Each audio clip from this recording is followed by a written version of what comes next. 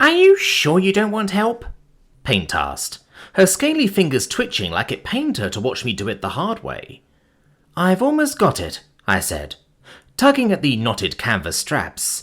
I just had to twist this part and push it back through. It would be so much easier with claws, Paint insisted. Probably, I agreed cheerfully. Still almost got it.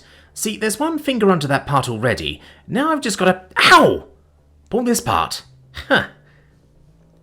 With more of a triumphant fanfare than was probably called for, I yanked the knot apart, so the bag fell open. Good job, Paint said, in some relief. Didn't even ruin a fingernail. Now let's see what's in here. A tangle of differently coloured fabrics greeted my eyes. Hoping it wasn't as snarled as the knot had been, I started pulling things free. Paint said, They told me it was cold weather accessories, something their human didn't bother taking along to the new job. Yeah, looks like, I agreed, separating out one scarf after another. Most of these are knitted. I wonder if the human made them themselves, and had more left over than they wanted. Paint tilted her lizardly head. What are they? Do you wrap them around your hands or something? They're scarves, I told her. They go around the neck. For anyone warm-blooded, they're good for reflecting body heat back. I tore one around my neck to demonstrate.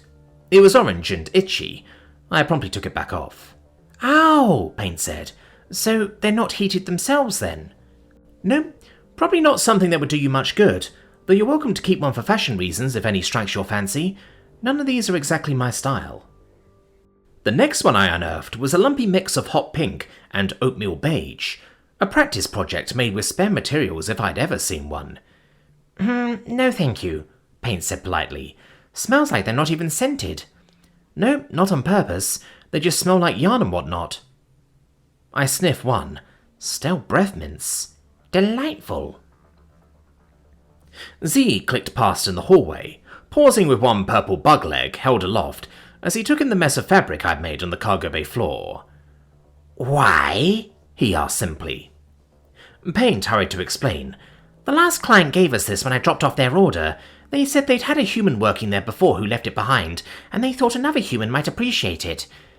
These are cold weather neckwear. I see, Z said, making it sound like he was refraining from sharing an opinion. Which was absurd, since he was never shy about telling us when he thought something was beneath him.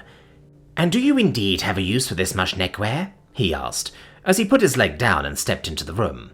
Not really, I admitted, still finding more scarves. Might make a cat bed out of them, honestly, or a cat toy. One scarf had particularly long tassels at the end. Then I found a brown one that wasn't knitted. Ooh, this one's soft. I rubbed it against my cheek in appreciation. Both of my alien co-workers watched without commenting. One had scales and the other had an exoskeleton, so it really shouldn't have been a surprise.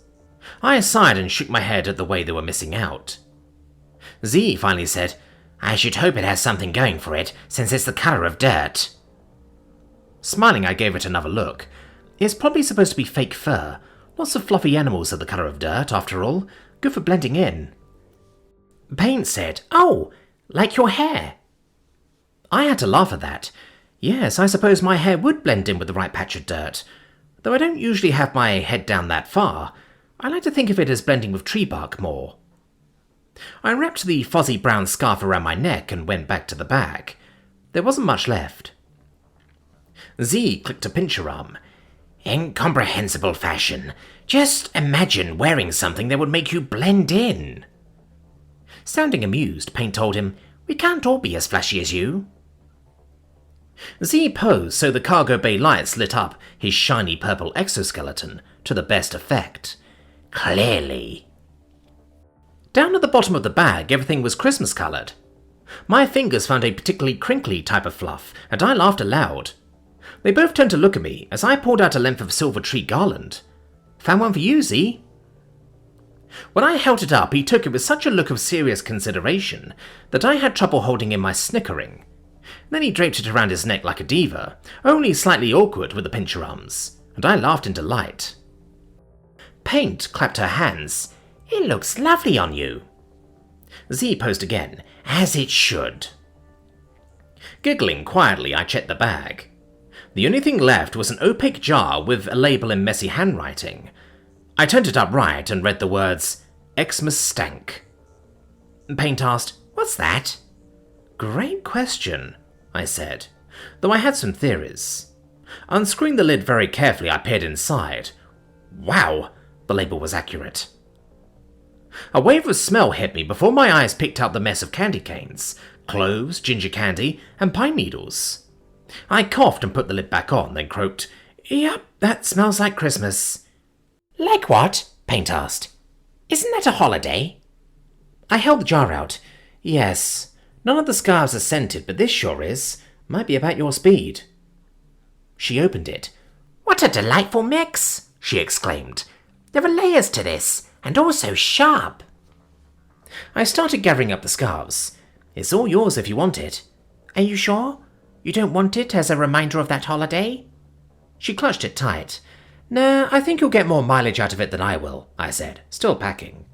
"Have those spicy scent nuts run out of good smells yet?" I hadn't caught a whiff of them in the hallway outside our room in a while now. "They're still beautiful, but they are getting a little faint," Paint admitted. "Thank you." "No problem. Glad we all got something out of this." I shoved the last scarf into the bag and stood, still wearing the soft brown one. Z said, "Mine is objectively the best." "It's like it was made for you," I told him with a grin. "Now to see if Telly likes her new potential cat toys."